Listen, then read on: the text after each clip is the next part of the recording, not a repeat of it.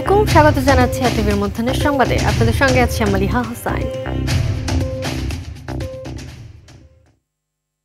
ঢাকা সহ সারা দেশে শুরু হওয়া অপারেশন ডেভিল হান্টে গত 7 দিনে গ্রেপ্তার করা হয়েছে ৩,৯২৪ জনকে।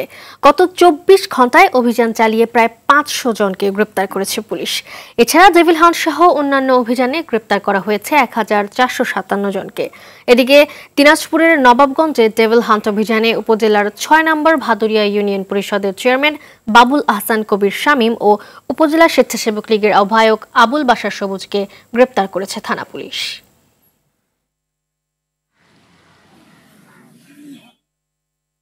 বৈষম্য বিরোধী ছাত্র আন্দোলনের আহ্বায়ক হাসনাত আব্দুল্লাহ বলেন, এমন একটি বাংলাদেশ চাই যেখানে দুর্নীতি, রাহাজানি, হানাহানি, গুম, হত্যা থাকবে না।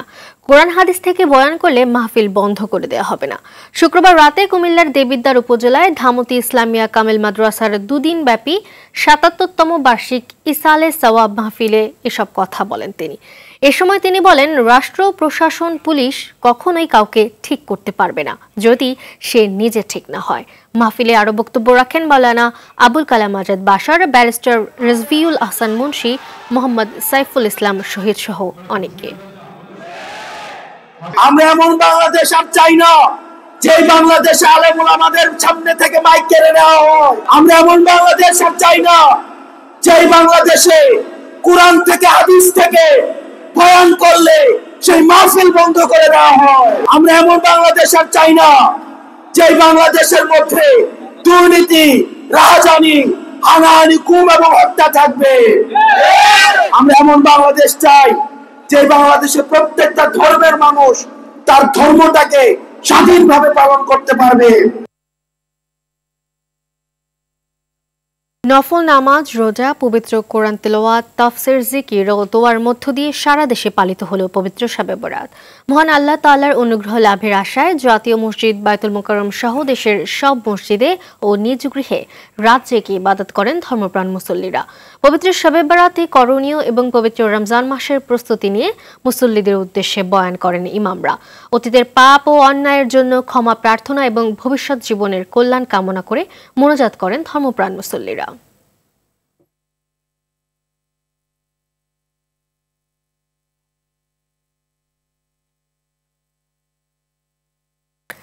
লাখো মুসল্লির সমাগমে টঙ্গীর তুরাগ তীরে চলছে বিশ্ব ইজতেমার দ্বিতীয় পর্ব।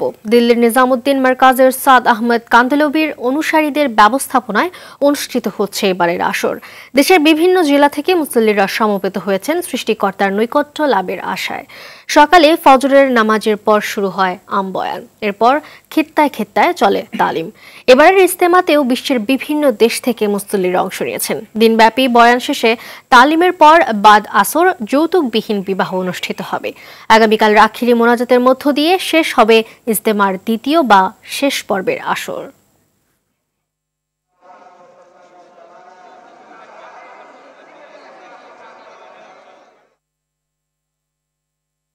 তিন দিনের ইজতেমাতে আমরা সবরাত পাইছি, আলহামদুলিল্লাহ। আমরা রাতে তাহাজ্জুদ পড়ছি, কান্নাকাটি করছি, সমস্ত মুসলমানদের জন্য দোয়া করছি। এখানে আর কিছু না, আল্লাহকে খুশি করার জন্য, আমাদের নিজের জীবন পরিপূর্ণ করার জন্য এসেছি। হুজুর পাক সাল্লাল্লাহু আলাইহি সাল্লাম তরিকা চলা, আমল করা, ইসলামী দিনের বা চলা অতি সহজ, এইটুকু আমরা শিখতে পারছি। যেন আল্লাহ পাক আমাদের এই ইজতেমাটা কবুল করে নেয়, নিয়ে আমাদের জীবনের গুনাহ খাতাগুলো মাফ করে দেয়। আর প্রত্যেকেই 5 ওয়াক্ত নামাজি যেন আল্লাহ পাক সবাইকে হেদায়েত নিয়ে আসে। দর্শক, ইজতেমা ময়দানে আছেন সহকর্মী অরণ্য গফুর, সরাসরি যোগ দিচ্ছেন তিনি। অরণ্য, ইজতেমার দ্বিতীয় দিনে কি কি আনুষ্ঠানিকতা দেখতে পাচ্ছেন সেখানে, আর এতে অংশ নেওয়া ধর্মপ্রাণ মুসল্লিরা কি বলছে জানাবেন আমাদের। মালিহা, আজকে ইজতেমার দ্বিতীয় দিন এবং বাদ ফজর মাওলানা সাদের ছোট ছেলে ইলিয়াস বিন সাদের বয়ানের মধ্য দিয়ে কিন্তু আজকের আনুষ্ঠানিকতা শুরু হয় এবং তিনি দীর্ঘ প্রায় 2 ঘন্টার বেশিক্ষণ বয়ান করেছেন, যেখানে দাওয়াত তাবলিগের মেহনতের ব্যাপারে তিনি উচ্চকিত ছিলেন এবং পাশাপাশি আচার আচরণ, আদব কায়দার ব্যাপারেও কিন্তু তিনি যথেষ্ট পরিমাণ জোর দিয়ে বক্তব্য দিয়েছেন। এবং তারপরে কিন্তু তালিমের পর্ব চলছে এখন। তাবুতে তাবুতে বিভিন্ন ছোট ছোট গ্রুপ করে তালিম দেওয়া হচ্ছে। মূলত আঞ্চলিক যে মুরব্বীরা রয়েছেন তারাই এই তালিমগুলো পরিচালনা করেন এবং করছেন। পাশাপাশি দুপুরের খাবারের আয়োজনও কিন্তু চলছে। তো সার্বিকভাবে এখানকার যে পরিবেশ, যে ব্যাপারটা ছিল, যে গুজব ছিল কিছু এখানে কোনো অঘটন ঘটতে পারে, সেই ব্যাপারটা কিন্তু মোটেই কোনো দৃশ্যমান নয়। বরং আমরা কিছুক্ষণ আগে গাজীপুর মহানগর পুলিশ কমিশনার কথা বলেছেন আমাদের সঙ্গে। তিনি জানিয়েছেন যে গতকাল যে গুজব ছড়িয়েছিল একজন ব্যক্তি, তাকে কিন্তু পুলিশ হেফাজতে নেওয়া হয়েছে এবং তাকে জিজ্ঞাসাবাদ চলছে মূলত কী কারণে তিনি এই গুজবটি ছড়িয়েছিলেন। এছাড়া পাশাপাশি আপনি জানেন যে আগামীকাল কিন্তু আখেরি মোনাজাত শুরু হবে এবং আখেরি মোনাজাত হবে দুপুর 12টায় এবং তার জন্য আলাদা করে প্রস্তুতি নিয়েছে প্রশাসন এবং ইজতেমা কর্তৃপক্ষ। এবং আখেরি মোনাজাত পরিচালনা করবেন মাওলানা সাদের বড় ছেলে ইউসুফ বিন সাদ। এবং এই যে ইজতেমা চলছে এবং আমরা মুসল্লিদের সঙ্গে কথা বলেছি, তারা আসলে বলছেন যে এখানে সারা বছরের জন্য যে অনুপ্রেরণার জায়গা, সেই জায়গাটা মূলত এখান থেকে তারা রসদটা জোগাড় করে থাকেন এবং এখানকার যে বয়ানগুলো হয়, এখানকার যে তালিমগুলো হয়, সেই তালিমগুলো শিখে তারা বাকি বছরগুলোতে মানুষের কাছে দাওয়াত নিয়ে যান, সেই পদ্ধতি প্রয়োগ করার চেষ্টা করেন এবং তার মাধ্যমে মানুষকে দিনের পথে আনা, মানুষকে ব্যক্তিগত আমল আখলাক পরিশুদ্ধ করা, সেই ব্যাপারটাই তারা জোর দিয়ে থাকেন। তো সব মিলিয়ে এখান থেকে তারা এই রসদটা সংগ্রহের চেষ্টা করছেন এবং পারস্পরিক মহামেলাতের ভিত্তিতে সামনের দিনগুলোতে যাতে একতাবদ্ধ হয়ে তারা ইজতেমা করতে পারেন, সেই আশাটাও কিন্তু তারা করছেন। মালিহা, ধন্যবাদ আপনাকে। সাভারের আশুলিয়ায় গ্যাস সিলিন্ডারের বিস্ফোরণে নারী ও শিশু সহ 11 জন দগ্ধ হয়েছে। শুক্রবার রাতে আশুলিয়ার গোমাইল এলাকার আমজাদ ব্যাপারীর বাড়িতে এই দুর্ঘটনা ঘটে। প্রত্যক্ষদর্শীরা জানান, ভবনের 2 তলায় 2 সন্তান নিয়ে বসবাস করেন পোশাক শ্রমিক সুমন। রাতে তার ভাই সোহেল পরিবার নিয়ে ওই বাড়িতে বেড়াতে আসেন। এ উপলক্ষে পিঠার আয়োজন করা হয়। পিঠা বানানোর সময় হঠাৎ সিলিন্ডার বিস্ফোরণ হয়ে আগুন ধরে যায়। এতে শিশু ও নারী সহ মোট 11 জন দগ্ধ হয়। এ সময় স্থানীয়রা দগ্ধদের উদ্ধার করে আশুলিয়া নারী ও শিশু হাসপাতালে নিয়ে যান। পরে সেখান থেকে তাদের ঢাকা মেডিকেল কলেজ হাসপাতালের বার্ন ইউনিটে পাঠানো হয়।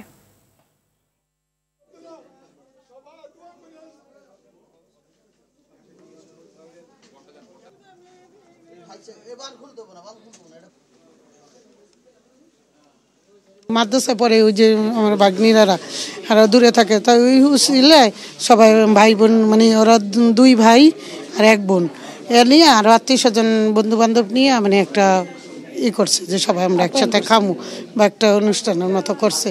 ওই টাইমেই মানে চুলায় ডিস্টার্ব দিছে, ওরা গেছে গ্যাসের গন্ধ পাইয়া পরে যাই চুলার করতে যাইয়া বাস্ট হয়ে গেছে। পুরা এমন পুরা পড়ছে, নখ শুদ্ধ হইতে আছে, এখন আর আমগো কোনো বাঁচার কোনো আশঙ্কা রাস্তা না। যদি চিকিৎসা করে তাইলে আশা আছে, আর কোনো আশা নাই। ফরিদপুরে বরযাত্রীবাহী বাস খাদে পড়ে এক নারীর মৃত্যু হয়েছে। এতে আহত হয়েছে অন্তত 35 জন। শুক্রবার রাত 10টার দিকে ঢাকা বরিশাল মহাসড়কের নগরকান্দা উপজেলার ভবুকদিয়া এলাকায় এই দুর্ঘটনা ঘটে। পুলিশ ও এলাকাবাসী জানায়, বরিশালের গৌরনদী থেকে বিয়ে সম্পন্ন করে রাজবাড়ীর গোয়ালন্দ উপজেলার বিনোদপুর যাচ্ছিল বরযাত্রীবাহী বাসটি। পথে ভবুকদিয়া বাস স্ট্যান্ড এলাকায় পৌঁছালে নিয়ন্ত্রণ হারিয়ে বাসটি খাদে পড়ে উল্টে যায়। খবর পেয়ে ফায়ার সার্ভিস, হাইওয়ে পুলিশ ও স্থানীয়রা আহতদের উদ্ধার করে ফরিদপুর সহ আশপাশের হাসপাতালে পাঠায়। আহতদের সকলের বাড়ি রাজবাড়ীতে বলে জানা গেছে।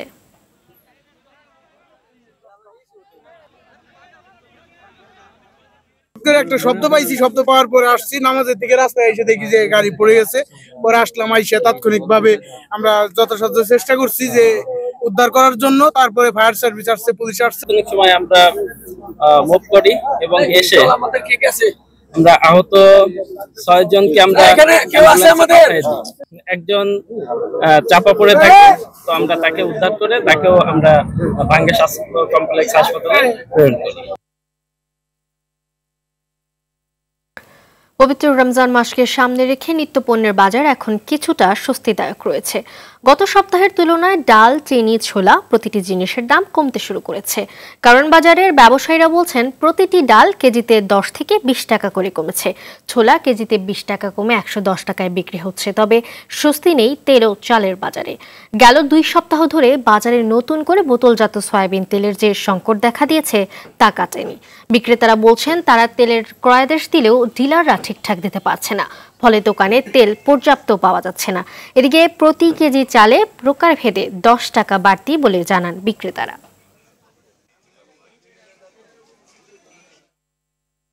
ঢাকা বিশ্ববিদ্যালয়ের 2024-25 শিক্ষাবর্ষের বিজ্ঞান ইউনিটের ভর্তি পরীক্ষা আজ। ক ইউনিটে এমসিকিউ পরীক্ষা হবে 7 নম্বরে আর লিখিত পরীক্ষা 40 নম্বরে। বেলা 11টা থেকে শুরু হয়ে পরীক্ষা চলবে দুপুর 12:30 পর্যন্ত। বিজ্ঞান ইউনিটে 1896টি আসনের বিপরীতে 1,46,694 জন শিক্ষার্থী অংশ নিয়েছে।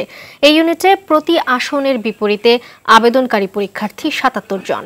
এর আগে কলা, আইন ও সামাজিক বিজ্ঞান ইউনিট, ব্যবসায় শিক্ষা ইউনিট, চারুকলা ইউনিট, ইনস্টিটিউট অব বিজনেস অ্যাডমিনিস্ট্রেশনে ভর্তি পরীক্ষা অনুষ্ঠিত হয়েছে।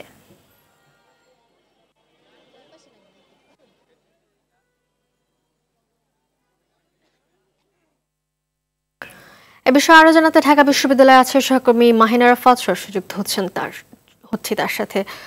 মাহিন, এখন পরীক্ষা চলছে, তো অভিভাবকরা কি বলছে জানাবেন আমাদের। জি মালিয়া, আপনি যেমনটি বলছিলেন যে ঢাকা বিশ্ববিদ্যালয়ের ক ইউনিটের অর্থাৎ বিজ্ঞান বিভাগের পরীক্ষা চলছে।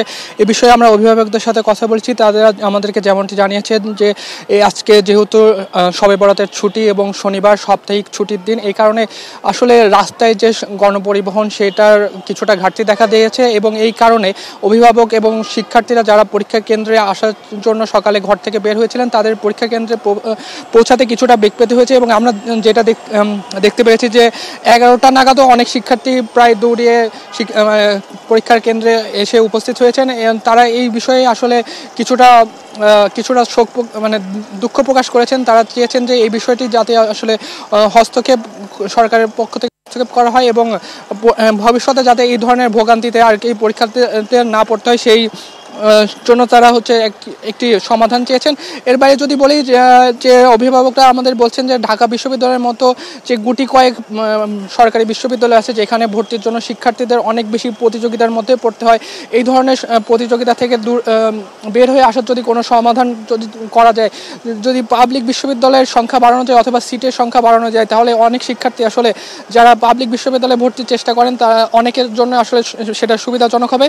এবং তারা চাচ্ছেন যে আসলে এই ধরনের বিভিন্ন শিক্ষা খাতকে আরও উন্নত করা উচিত। আসলে অনেক সময় দেখা যায় যে পাবলিক বিশ্ববিদ্যালয়ে ভর্তির পরেও সেশন জট সহ শিক্ষার গুণগত মান সঠিক না হয়, শিক্ষার্থীরা আসলে যেই শিক্ষার জন্য বা যেই স্বপ্ন নিয়ে বিশ্ববিদ্যালয়ে ভর্তি হন সেই স্বপ্ন পূরণ হয় না। তারা এই সকল সমস্যা দূর করার জন্য অন্তর্বর্তী সরকারের পদক্ষেপ চেয়েছেন।